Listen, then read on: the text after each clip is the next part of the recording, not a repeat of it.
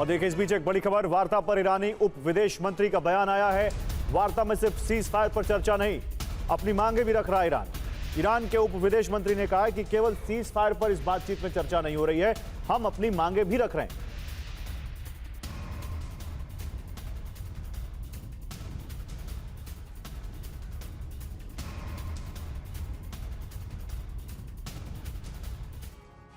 और आज सुबह से पूरी दुनिया की नजरें इस्लामाबाद पर टिकी है। इस्लामाबाद में जारी वार्ता में ईरान और मध्य पूर्व का भविष्य तय होगा, जिसके लिए अभी तक 3 राउंड की वार्ता हो चुकी है। पहले राउंड की वार्ता में पाकिस्तान और ईरानी प्रतिनिधिमंडल के बीच बातचीत हुई, जिसमें ईरान ने अपनी 4 शर्तें सौंपी हैं। पहली शर्त थी होर्मुज स्ट्रेट पर ईरान का नियंत्रण होगा। दूसरी, युद्ध में ईरान को वे नुकसान की भरपाई करनी होगी। तीसरा, ईरान की फ्रीज संपत्ति को तुरंत बहाल करना होगा। और चौथा, लेबनान में तत्काल युद्ध विराम करना होगा। दूसरे राउंड की बातचीत में अमेरिका और पाकिस्तान के बीच वार्ता हुई। पाकिस्तान ने ईरान की शर्तें अमेरिकी वार्ताकारों को सौंपी, लेकिन अमेरिका ने ईरान की सभी शर्तें अस्वीकार कर दी। इसके बाद वार्ता का तीसरा राउंड शुरू हुआ, जिसमें पाकिस्तान की मध्यस्थता में ईरान और अमेरिका के वार्ताकारों के बीच सीधी बातचीत हुई। इस राउंड में ईरान की 4 शर्तों पर मंथन हुआ। यह राउंड करीब 2 घंटे तक चला। वार्ता का चौथा राउंड भी प्रस्तावित है, जिसमें अमेरिका और ईरान की बातचीत होनी है। इस राउंड में पाकिस्तान शामिल नहीं होगा। तो इस्लामाबाद में अमेरिका और ईरान के बीच समझौते पर वार्ता जारी है, लेकिन अमेरिका से आ रही रिपोर्ट्स में दावा है कि डोनाल्ड ट्रंप ने दूसरे चरण की जंग की तैयारियां तेज कर दी। इस चरण में ट्रंप के टारगेट पर ईरान की अंडरग्राउंड मिसाइल सिटीज हैं, जिन्हें तबाह करने के लिए खास प्लान तैयार किया गया है। लेकिन सवाल है कि अचानक ट्रंप ने शांति वार्ता के बीच यह फैसला क्यों लिया। आइए मैं आपको दिखाता हूं इस रिपोर्ट में।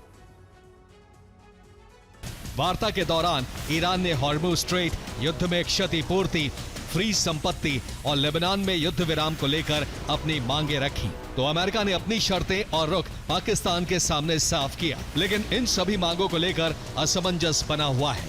मध्य पूर्व में सैन्य तैनाती बढ़ा रहा है। हजारों नौसैनिक और मरीन अरब की तरफ बढ़ रहे हैं। जल्द 1500 से 2000 82वीं एयरबॉर्न यूनिट के जवान मिडिल ईस्ट पहुंच सकते हैं। यूएसएस जॉर्ज बुश भी तेजी से आगे बढ़ रहा है। उसे ईरान पहुंचने में 1 हफ्ते से ज्यादा का वक्त लग सकता है। और माना जा रहा है कि डोनाल्ड ट्रंप इस्लामाबाद वार्ता के जरिए एक तीर से 2 निशाने लगाना चाहते हैं। नंबर 1, खुद को शांति का पक्षधर दिखाने की कोशिश है, ताकि वो लोगों को दिखा सकें, दुनिया को बता सके कि वो शांति चाहते हैं। और इसकी वजह है अमेरिका में होने वाले मध्यावधि चुनाव, जो इसी साल नवंबर में होने। युद्ध और महंगाई की वजह से ट्रंप के ऊपर जबरदस्त दबाव है। मागा समर्थकों में उनकी लोकप्रियता घटती जा रही है। ऐसे में वो वार्ता की मेज पर आकर यह दिखाना चाहते हैं कि वो शांति के पक्षधर हैं, ताकि मध्यावधि चुनावों में मागा समर्थकों को बिखरने से रोका जा सके। नंबर 2, वार्ता के जरिए डोनाल्ड ट्रंप युद्ध के दूसरे चरण के लिए थोड़ा वक्त चाहते हैं, जिसमें वो ग्राउंड ऑपरेशन शुरू कर सकते हैं, ताकि सभी लक्ष्यों को वो हासिल कर सके और मागा समर्थकों के सामने खुद को एक विजेता की तरह पेश कर सके। और जागरोस पर्वत के नीचे ईरान की कई बैलिस्टिक मिसाइल सिटी बनी है। इन्हें एयर स्ट्राइक में तबाह करना बेहद मुश्किल है। वार्ता में कोई हल नहीं निकला तो अमेरिका यहां ग्राउंड ऑपरेशन चला सकता है, लेकिन यह ऑपरेशन बेहद ज्यादा मुश्किल होने वाला है। दरअसल यह मिसाइल सिटी किसी भूल भुलैया से कम नहीं है। यहाँ कई एंट्री और एग्जिट गेट हैं। साथ ही इसकी ईरान सेना ने जबरदस्त किलेबंदी की है। मिसाइल सिटी के चप्पे चप्पे पर बड़ी संख्या में ईरानी सैनिकों की तैनाती रहती है। उनकी नजर से बचकर अंदर घुस पाना बेहद मुश्किल है। मिसाइल सिटी के कई हिस्सों में माइन और ट्रिप वायर लगाए गए। इन हिस्सों को सिर्फ घुसपैठियों को उलझाने के लिए बनाया गया, ताकि वो गलत रास्ते पर आगे बढ़े और जल्द ही मारे जाएं। इसके अलावा सुरंगों में जगह जगह पर वेंटिलेशन बंद करने के उपकरण लगाए गए हैं, जो जहरीली गैसों से भरे। टनल के किसी भी हिस्से में घुसपैठ होती है तो इस हिस्से में वेंटिलेशन बंद कर जहरीली गैसें छोड़ दी जाएंगी और सभी घुसपैठिए मारे जाएंगे। इन सभी बाधाओं को पार करने के बाद ही टनल के उस हिस्से में पहुंचा जा सकता है जहां बैलिस्टिक मिसाइलों और ड्रोन का बड़ा हिस्सा मौजूद है। दावा है कि सीआईए और मोसाद ने ईरान में मौजूद अपने जासूसों को नया मिशन सौंपा है। इन्हें ईरानी अंडरग्राउंड मिसाइल सिटी की मैपिंग करने के लिए कहा गया है। जासूस इन सुरंगों का नक्शा तैयार कर रहे हैं, ताकि अमेरिकी सैनिक नक्शे की मदद से अपने टारगेट्स तक पहुंच सकें। इस काम में मिसाइल सिटी के आसपास मौजूद ओवरग्राउंड वर्कर्स की मदद ली जा रही है। और शांति वार्ता के बीच भी ईरान के तेवर आक्रामक बने हुए। ईरान ने वियतनाम की राह पर चलते हुए पहाड़ियों के नीचे बनी 500 मीटर गहरी सुरंगों में मौत का वो जाल बिछाया है, जिसे बंकर बस्टर भी नहीं भेज सकते। साथ ही ईरान की 1,500 मिसाइलें लॉन्च पैड पर तबाही मचाने के लिए तैयार है।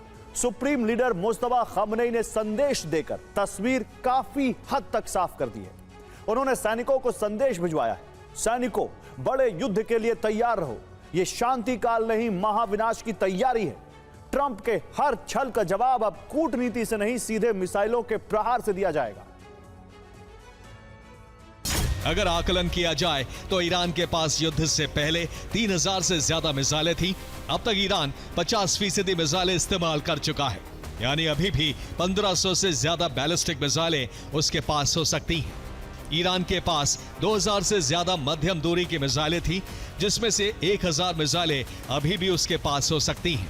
ईरान के पास युद्ध से पहले 4,000 से ज्यादा ड्रोन थे, जो अब 2,000 के करीब हो सकते हैं।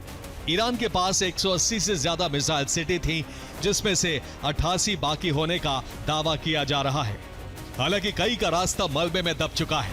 और ईरान का ऑपरेशन 1000 कभी भी आरंभ हो सकता है, क्योंकि वार्ता के दौरान भी ईरान युद्ध की तैयारी में जुटा है। इसके लिए अपनी मिसाइल सिटी और टनल नेटवर्क को दुरुस्त कर रहा है, क्योंकि अगर इस्लामाबाद में वार्ता विफल हुई तो ईरान फिर से हमला शुरू कर देगा। एक रिपोर्ट के मुताबिक ईरान के पास 1,000 से ज्यादा मिसाइलें हैं। ईरान ने अंडरग्राउंड साइलो सक्रिय कर दिए, मिसाइल सिटी को एक्टिव कर दिया है, एंट्री एग्जिट गेट ठीक किए जा रहे हैं, बड़ी मशीनें पहुंचाई गई हैं, कई मिसाइल सिटी और सुरंगों से मलबा हटाया जा रहा है, मिसाइलें वहां से शिफ्ट करके लॉन्च पैड पर मिसाइलों की तैनाती की जा रही है। ये वही मिसाइल ठिकाने हैं जिन्हें अमेरिका ने तबाह कर दिया था। यहां बंकर बस्टर बम गिराने से रास्ता मलबे से रुक गया था। ईरान की सुरंगों में अभी भी हथियारों का बड़ा जखीरा मौजूद है, जिससे ईरान हमले कर सकता है। ईरान के पास 500 मीटर तक गहरी मिसाइल सिटी है, जिसमें बैलिस्टिक मिसाइलों को छिपाने और लॉन्च करने की व्यवस्था है। साथ ही वेंटिलेशन की सुविधा है और रडार जैमिंग सिस्टम भी लगे हैं, जबकि ये कंक्रीट, स्टील और ग्रेनाइट से बनाई गई हैं, जिससे बंकर बस्टर बम का भी असर नहीं होता है। और ईरान की तैयारी का स्तर यह है कि ईरान को चीन ने डिफेंस सिस्टम भेजे हैं, जिसमें HQ-9B भी शामिल है। यह एक long range air defence system है। यह ठीक रूस के S-300 डिफेंस सिस्टम की तरह है। इसकी रेंज 300 किलोमीटर है। इसके अलावा HQ-22 और FK-3 भी ईरान भेजे गए, जो मीडियम रेंज डिफेंस सिस्टम है। यह HQ-9 से सस्ता है। इसकी रेंज 1,500 किलोमीटर है। चीन ने YLC-8B सिस्टम भी भेजे, जो इलेक्ट्रॉनिक वॉरफेयर और रडार सिस्टम है। इनके जरिए स्टेल्थ विमानों की ट्रैकिंग की जाती है।